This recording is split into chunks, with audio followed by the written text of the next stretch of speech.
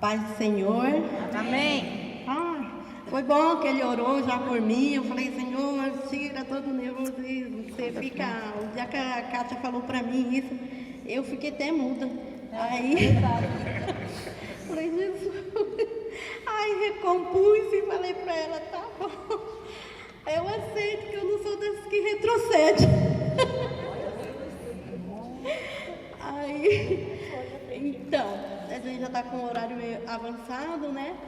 Mas tudo bem, a regente, ela essa autoridade civil, ela não vai falar nada. Sim. E o tema como diz a irmã Wanda, do estudo, né? Não é pregação quando sou pregadora, né? É intimidade com Deus.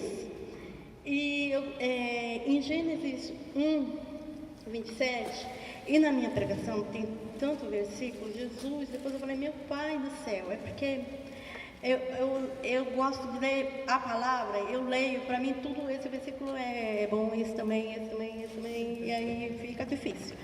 Mas 1:27, criou Deus, pois o homem, a sua imagem, a imagem de Deus o criou, homem e mulher os criou. E 2:7,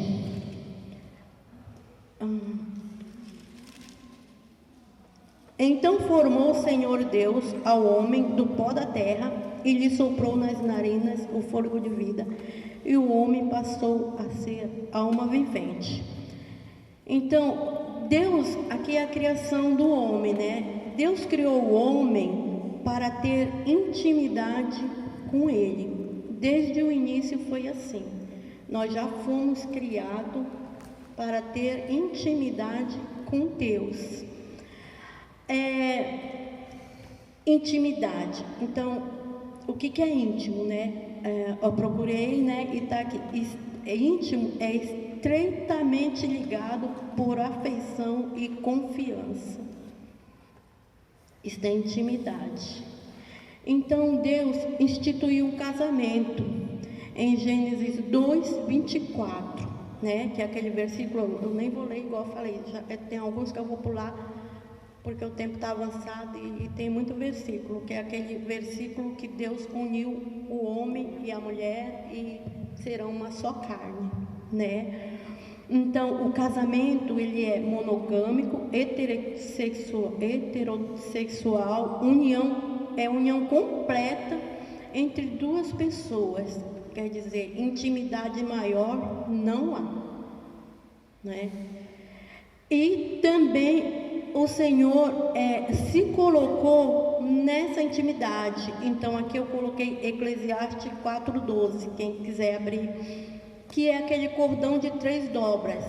Então ficou o casal e Deus, a intimidade completa, porque a intimidade de um casal só pode ser completa se ela tiver Deus no meio. Que é igual o irmão orou, quantos casamentos se desfazendo, está faltando um cordão aí, está faltando uma dobra aí, para amarrar bem seguradinho, porque não é fácil, são pessoas diferentes, todos aqui são casados, sabe todos os processos de um casamento. Se não tiver essa dobra, né, é complicado. E Deus, sabendo de todas as coisas, já fez assim tudo amarradinho, né? E este casal tinha tudo em ordem, tudo estava à mão deles, era só comer. As árvores, os frutos, estava tudo ali. O homem não precisava fazer nada. Sentia fome, ia lá, pegava um fruto bem gostoso, comia. Eita, barriguinha cheia. Estava tudo ótimo, né? Mas tinha um porém. Da árvore do conhecimento do bem e do mal, eles não podiam comer. Tinha 2 árvores, né? Deus fez a árvore do conhecimento do bem e do mal, a árvore da vida. E Deus explicou tudo direitinho, porque Ele faz assim com a gente. Nós sabemos de tudo. Deus nos esclarece de tudo. Se pecamos, consciente, sabemos. Não é nada enganado, não é nada por um acaso, não foi nada, não, sabia, tem consciência do pecado. Então, Deus explicou tudo para eles. Está em Gênesis 2:17. onde o Senhor fala: o dia que comeres, sereis sabedor do bem e do mal. Eles estavam cientes, né? E essa intimidade, depois de tudo estabelecido, Deus conversava com eles. Olha que intimidade. Deus conversava com eles, né? E eles tinham a voz de Deus, eu creio que ela era assim, que nem nós estamos conversando, era audível, né? Eles tinham também a presença de Deus com eles. Então, eles ouviam a voz de Deus, eles tinham a presença de Deus. Quer dizer, que comunhão perfeita, né? Sentir e ouvir a voz de Deus. Quem não quer? Quem não quer ouvir Deus? Quem não quer sentir Deus? Todos queremos, né? A palavra de Deus, ela não diz quanto tempo de intimidade durou esse tempo. A palavra de Deus não diz, só diz, né, que ele conversava, que eles tinham intimidade, mas ele não fala quantos anos, quanto tempo durou. Mas só se sabe que um dia foi quebrada essa comunhão. Então chegou o primeiro pecado, né, que todos nós sabemos, o pecado da desobediência. Esse é duro, né? Acompanha até hoje, né? E em Gênesis de 8 a 10, o Senhor chamou e perguntou: onde estás? Será que o Senhor não sabia onde eles estavam? Claro que sim, né?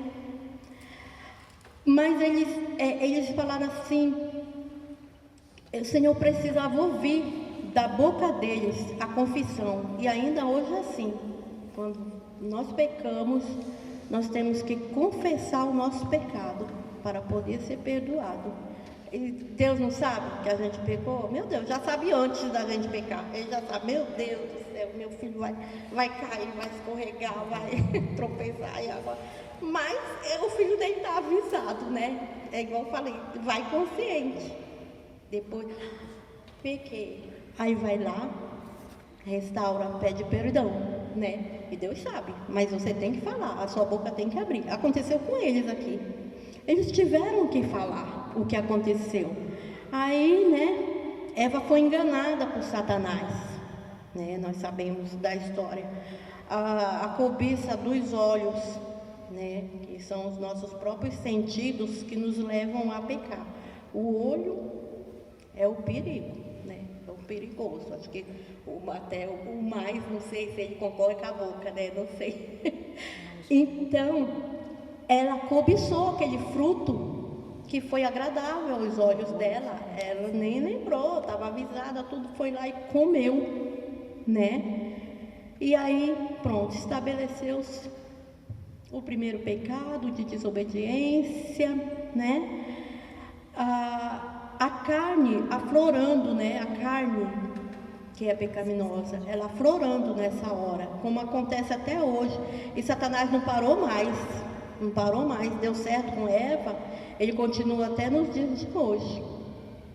Porque a carne, ela não se converte, quem se converte é o Espírito, né?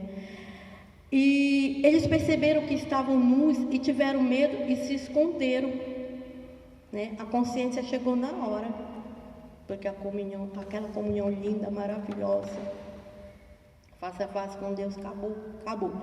E aí, pronto, quebrou, né?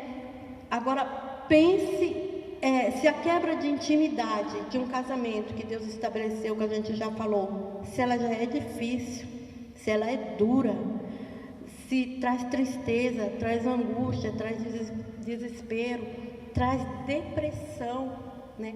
Quantas mulheres se separam e às vezes para a vida por aquele tempo, porque ela quebrou um relacionamento íntimo com um homem. Aconteceu tudo isso na vida dela. Tem umas que fica parada no tempo até se, entendeu? Agora, imagine a quebra de intimidade com Deus. Como que não foi pior, né? Porque essa quebra era de intimidade, eles viviam no Éden. O Éden, eu fui pesquisar, ele quer dizer prazer. prazer. Então, era tudo de bom no Éden. Eles quebraram essa intimidade. Eu fiquei imaginando assim, um pavor que eles tiveram a hora que eles se viram nus e correram e se esconderam. Meu Deus do céu, acho que assim descortinou tudo na vista deles. Pronto, agora eles eram conhecedores. Caiu, né? E eles estavam tão bem. Mas o Senhor, Ele é misericordioso. Ele não disse assim para eles, quem mandou, às vezes a gente fala, né, quando se avisa alguém uma coisa, a pessoa vai lá, quebra a cara e fala, eu não te avisei? Falei isso aí, você foi lá e... Deus não fez assim para eles. Ele teve misericórdia, porque Ele é misericordioso. Aí o que Ele fez? Ele logo veio com a providência divina, que é assim que Ele faz com a gente. Ele sempre tem a providência para nós, né? Pode ser a dificuldade maior, a providência está lá. E Ele veio com a providência divina para restaurar a comunhão do casal. O que Ele fez? Ele pegou pele de animais e fez roupa para que eles pudessem se cobrir, né? Mas para fazer as roupas, o animal teve que morrer, né? Então já teve o quê? O sacrifício. Já teve o sacrifício, né? Sangue derramado para fazer a vestimenta do casal que estava nus.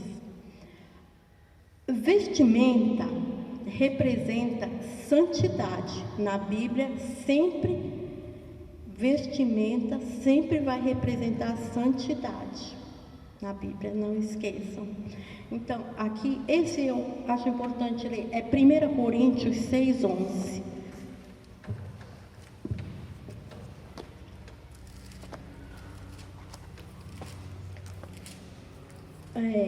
Ele diz assim: tais fostes alguns de vós, mas vós vos lavastes, mas fostes santificados, mas fostes justificados em o nome do Senhor Jesus Cristo e no Espírito do nosso Deus. E 2 Coríntios 5, de 3 a 5.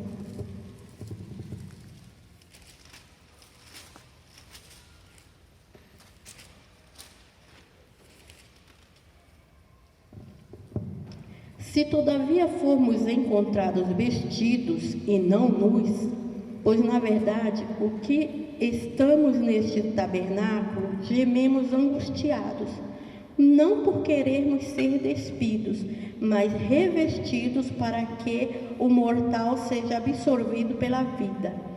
Ora, foi o próprio Deus quem nos preparou para isto, outorgando-nos o penhor do Espírito. Então, hoje, a nossa vestimenta é o Espírito Santo de Deus. São vestimentas espirituais, né? O Espírito Santo é a nossa vestimenta. Até para entrarmos no céu, temos que ter vestimenta. Apocalipse 3, 4, 5.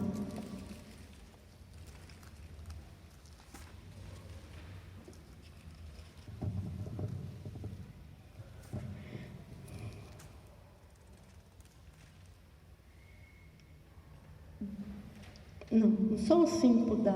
Não, vamos ler, Padre. Tens, contudo, em Sardes umas poucas pessoas que não contaminaram as suas vestiduras e andaram de branco junto comigo, pois são dignas. O vencedor será assim, vestido de vestiduras brancas, e de modo nenhum apagarei o seu nome do livro da vida. Pelo contrário, confessarei o seu nome diante de meu Pai e diante dos seus anjos. O Senhor fez tudo para reatar a intimidade com o homem. Tudo, porque Ele o criou para isso, né? Para ter intimidade com Ele. O Senhor também, em Gênesis 12, de 7 a 8, o Senhor falou com Abraão. Ele edificou um altar e invocou o nome do Senhor. A partir dali, Abraão teve intimidade com Deus. Porque Deus tirou Abraão, né? Abraão, ele saiu do meio da família dele. Abraão era ímpio também, e Deus foi lá e falou com ele, trouxe ele, e a partir desse falar, ele teve intimidade com o Senhor. O Senhor também falou com Moisés, quando ele estava apacentando o rebanho de Jetro, seu sogro, né? Ele teve medo, porque a presença de Deus é impactante. Ela não passa sem ser percebida. Quando ele chega, ele chega, como diz o povo, vai chegando. Então foi impactante. Ele teve medo, né? O povo de Deus, repare que é sempre Deus que vem em direção ao homem, é sempre Ele, né? É assim comigo e com você também. Se você prestar atenção, o Senhor foi lá e te buscou, né? Porque eu lembro quando a pastora Regina falou sobre quando ela ainda era ímpia, o Senhor falou com ela, né? E eu fiquei pensando, meu Deus, como Deus é misericordioso, e fui para casa pensando isso, nossa. Aí o Senhor trouxe a memória que comigo também Ele falou enquanto eu era ímpia também. Por quê? Porque eu era uma pessoa que eu não gostava de crente, porque achava que eles eram exibidos, porque eles queriam ir para o céu, porque tudo eles era perfeito, porque a palavra de Deus, porque já me irritava, sabe? Então eu não gostava e tinha aquela aversão. E aí a minha tia mudou, veio aqui para Pirituba, nós viemos, né, com ela, e ela já era crente e ela falava do amor de Deus para mim, sabe? E quando eu ficava quieta, mas eu lembro de uma tiazinha também que vinha falar de Cristo para mim, e ela dizia assim: Jesus morreu na cruz por você. Eu não falava nada, porque aquele tempo era, como disse, a gente não ficava, respeitava muito. Então eu pensava assim comigo: ele morreu porque quis, porque eu não pedi. Eu não sei. Eu pensava, eu não dizia, mas eu pensava, né? E eu pensava assim, que pecado que é esse? Então, para mim, eu não tinha pecado, eu era católica, mas a gente tinha aquele negócio de ir lá comungar com o padre para comer a hóstia. E eu queria comer a hóstia, mas falava: o que é que eu vou dizer para ele? Que pecado, que eu não pequei nada, eu não fiz nada, e agora eu vou dizer o quê? Aí eu ficava imaginando, que é só para me entrar ali e falar um negócio para poder ir. Então, quando a minha tia falava isso para mim, eu ficava pensando: que pecado, morreu porque quis, porque eu não pedi, eu não sei nem o que é que ele pagou por mim, então eu tinha isso, né? E aí mudei para cá, e a minha tia sempre com a paciência, sempre, né, falando de Deus. Aí ela nos trouxe para cá e levou para uma igreja pequena em Pirituba, ali no Mangaló, que hoje ela é Batista da Nova Aliança. E ali eu conheci meu marido, um irmão dele, e eles, né, sempre estavam ali nos recebendo bem, a sobrinha dele, né? Eles sempre nos receberam muito bem. E aí, no dia de passear, que a jovem sempre gostou de sair, né? Eles chamavam a gente não saía para canto nenhum, então achava bom sair com aquelas pessoas que estavam dando atenção para a gente, né? E assim ela conseguiu que a gente fosse mais na igreja, porque se a gente não ia, ele ia lá em casa buscar, né? Por que as meninas não foram? Vamos para a igreja, vamos para a igreja. Acho que ele já estava com intenção. Aí eu ia e escutar, aí comecei a prestar atenção, porque quando eu ia com ela lá no lugar onde a gente morava, o pastor estava falando, eu levava alguma coisa para me ler, para mim não prestar atenção. Ele de lá, ele dizia: a palavra de Deus é mesmo para você que está lendo outra coisa, que está distraída. Aí eu ficava com uma raiva, eu falei: pois eu vou ler mais. Aí, quando era na hora de sair, daquela época os pastores ficavam lá na porta e a gente saía, né? A porta era estreita, então todo mundo dava a mão para ele. Aí naquele tumulto eu passava assim, sabe? Para não dar a mão para ele. Aí ele podia ser quem estava passando. Ele cortava assim: dá licença, que eu quero cumprimentar essa menina.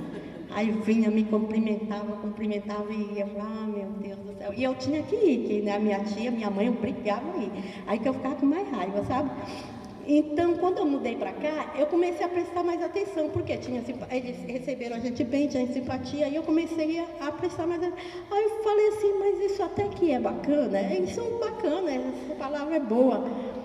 Aí eu falei assim, agora eu vou ler a Bíblia. Se for mentira, esses crentes mentirosos, eu vou dizer na cara deles, isso tudo é mentira. Aí a minha tia foi esperta, ela me deu o Novo Testamento na linguagem de hoje, que você entende, né? E eu ia para a escola de manhã, chegava, almoçava de tarde, ia ler a palavra. Todo dia. Eu lembro que quando eu cheguei na última folha de Apocalipse, quando acabou, que eu virei, falou comigo, agora já sabes. Lembro disso. Foi um temor, sabe? Aquela palavra veio, eu acho que do coração, eu não lembro nem da outra. Disse, agora já sabe. E eu senti na hora, eu sei o quê? Que é verdade. Nessa hora, eu levantei já modificada. Do jeito que eu era avessa, eu fiquei amando a palavra de Deus. E eu levantei e eu falei para minha tia, eu quero batizar. Eu disse, menina, não é assim não, tem que passar no... tem que ir lá falar com o pastor, passar no estudo. Vai falar, não precisa estudo nenhum para mim, eu quero batizar, eu já quero. Eu sei que não demorou muito. E daquele dia do meu batismo, lembro até hoje, sabe, o Espírito Santo chegou com um choro que eu tenho até hoje. Eu choro tanto quando eu leio a palavra, aí eu começava a ler, quando eu chegava aquela parte de Moisés, que passava uma vermelha, ali pronto, eu tinha que parar e chorar, e já vem, sabe, toda aquela emoção. Então, até hoje, Deus vem sempre, mesmo que você é mal criado, que você está falando aqui, não está falando, mas está pensando, Ele está sabendo. Ele vem ao teu encontro e te busca, como Ele fez comigo, fez com você, fez com todos aqui, né? Então, o povo de Deus, ele falou no meio deles, eles tiveram medo também, sabe? Lá em Deuteronômio 4, de 31 a 36, ali o Senhor falou, e o povo correu, e disse para Moisés assim, olha, fala tu com ele, vem contar, porque nós não queremos, um povo covarde. E às vezes, nós somos também assim, porque esse Deus é um Deus amoroso, cuidadoso, Ele sempre cuida de nós, Ele mostra a glória dEle, a glória magnífica, assustadora, porque sabe, aquela glória mesmo quando chega. Então, diante dessa glória, a gente tem medo, e às vezes nós somos covardes, porque às vezes nós não estamos preparados para a glória de Deus, como no caso, eu falei, essa busca de intimidade é uma caminhada com esforço, lendo, estudando a palavra de Deus, que é viva e eficaz, entendeu? E eu tinha essa sede, eu orava e lia, e teve um tempo que eu falei, vou ler sobre Deus, e toda noite eu sempre lia a palavra de Deus, sempre, eu não lia outro livro, mas a palavra eu lia, sabe, porque ainda tinha mais essa, eu não gostava de ler, mas a palavra sim. E então eu estava lendo, de repente no meu quarto, é como se, sabe, como fosse uma fumaça, ali eu sentia muita presença de Deus. A hora que eu vi aquilo, assim, tomando assim, eu falei, eu vou fechar a Bíblia, vou deitar, vou dormir, senão eu vou morrer, isso é a glória de Deus. Olha, desse jeito. Aí, uma vez uma pregadora foi numa igreja e ela falou desse jeito, você foi covarde, você já teve medo da glória de Deus. Eu falei, eita, é para mim. Aí eu pedi perdão para Deus, né? Porque é desse jeito, é uma coisa assim tão tremenda, a intimidade com Deus, que nos toma de uma maneira tanto. Só que para isso a gente precisa buscar, né? Porque às vezes nós arrumamos tempo para tudo, menos para ter um tempo de qualidade com Deus, né? E às vezes a gente trabalha, escola, isso, vou ganhar, vou fazer, preocupado com a carne. Só que a palavra de Deus diz que a carne volta ao pó e o espírito volta a Deus. né? Aí qual que a gente deveria dar mais importância? Mas não, nós fazemos ao contrário, né? Eu fico impressionada com Davi. Davi tinha um amor. Ele podia estar longe do santuário, mas ele estava louvando a Deus. Eu estou com um horário aqui, eu estou assim, atrapalhadinha aqui, mas eu já vou terminar. Só queria ler só uns salmos, olha, Salmos 63, 1.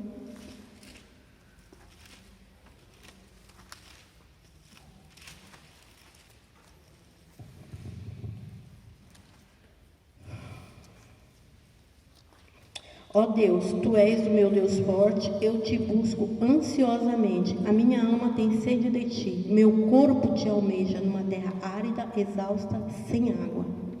Assim eu te contemplo no santuário para ver a Tua força e a Tua glória. Então, Davi era aquele que estava sempre ali, com o coração de alma lavada. Salmo 56, 3. Em me vindo o temor, hei de confiar em Ti. Ele sempre estava ali, buscando. 59, 16 e 17.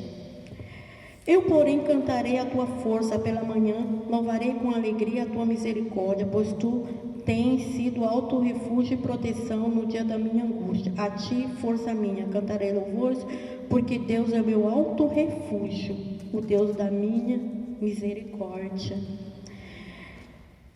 Eu tenho vários outros aqui que são muito, sabe, assim, que quando você lê, porque a palavra de Deus, ela renova, ela é uma força tremenda, e às vezes falta disposição na realidade para a pessoa ter um relacionamento constante com Deus. Mas é tão importante dar prioridade, porque prioridade, eu fui ver o conceito da palavra, é primeiro lugar, o primeiro tempo, o que dá mais importância, o que escolher antes. Então, se a gente desse mesmo prioridade, seria diferente. Nós escolheríamos sempre o mais importante, né? Porque o nosso espírito, ele se alimenta da palavra de Deus e vem para a nossa alma, e da alma vem para a nossa carne. Provérbios 3, 8.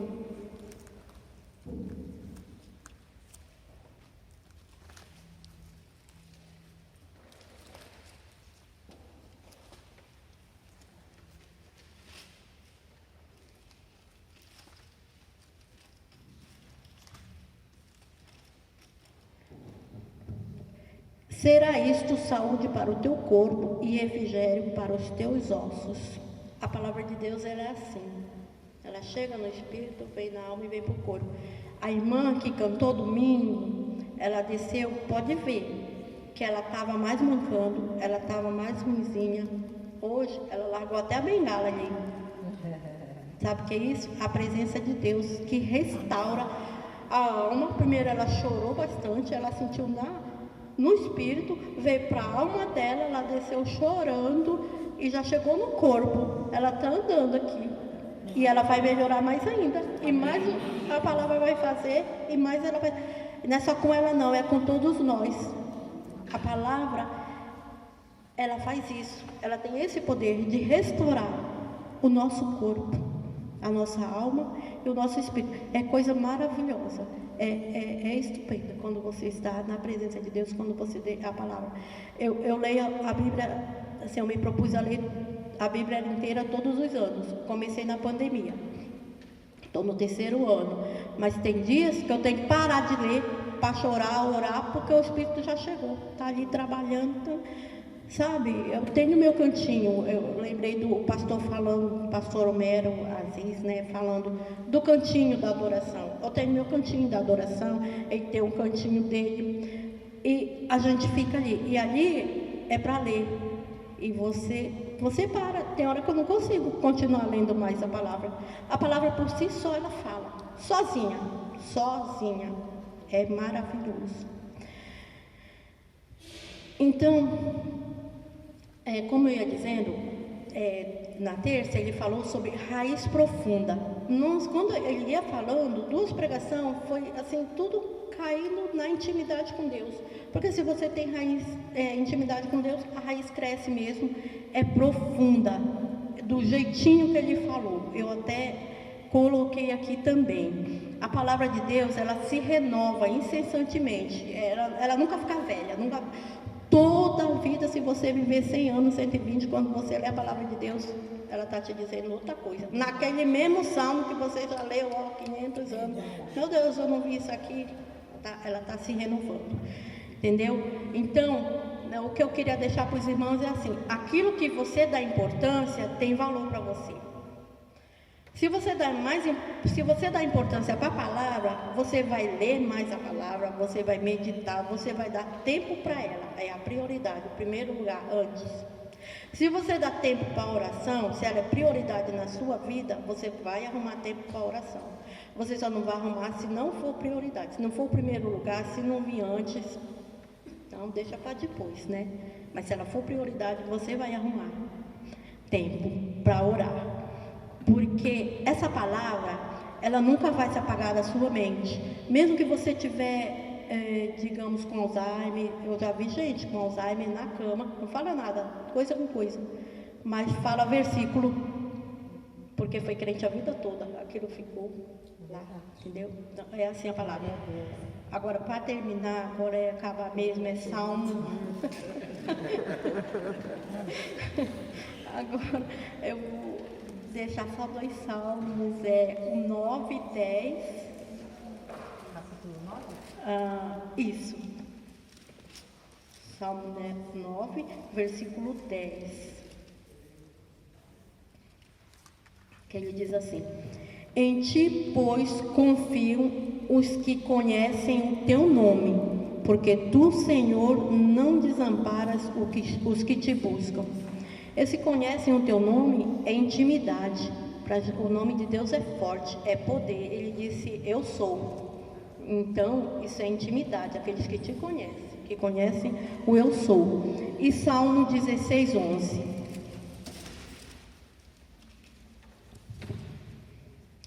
Tu me farás ver os caminhos da vida. Na tua presença, a plenitude de alegria. Na tua destra, delícias perpetuamente. Então, a palavra de Deus, ela é alegria, é felicidade, é gozo, é bonança, é tudo de bom, sabe? É assim a palavra de Deus. Eu agradeço a oportunidade, em nome do Senhor Jesus. E desculpa o horário aqui,